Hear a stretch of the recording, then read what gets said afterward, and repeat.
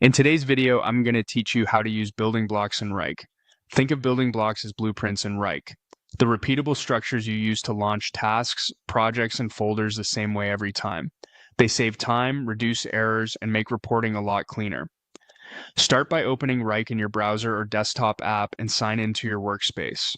Once you're in, look to the left side of the screen and head into Spaces. Spaces are where your teams organize their work, and the blueprints you create here will be available to the people who have access to that space. Inside your space, find and click Blueprints. This is the home for your reusable templates. Next, open the Blueprints overview.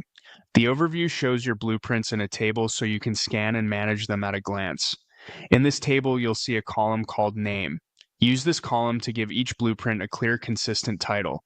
Good naming makes it easy for teammates to find the right blueprint quickly, and it helps prevent duplicates. You'll also see a column for assignee, along with many more options depending on your workspace setup. Assignee is useful for setting a default owner so responsibilities are clear from the start. Other columns can surface details such as status, start and due dates, priority, or custom fields you rely on. If you want to see more information in the overview, click the plus sign to add additional columns. Choose only the fields that matter to your team's workflow so the view stays readable. You can always come back and adjust the selection as your process evolves. When you're ready to create something new, click Item. This starts a new blueprint.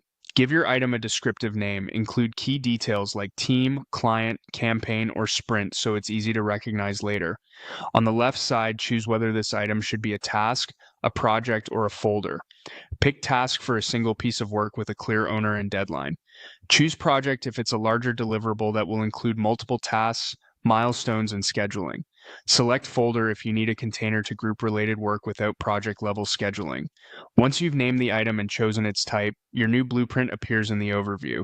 From here, you can continue refining it by filling in the fields you exposed in your columns so every future launch starts with the right details in place. That's it. You've navigated to Spaces, opened blueprints, reviewed the overview, adjusted columns, and created a new item as a task, project, or folder. With these building blocks in place, your team can move faster and stay consistent.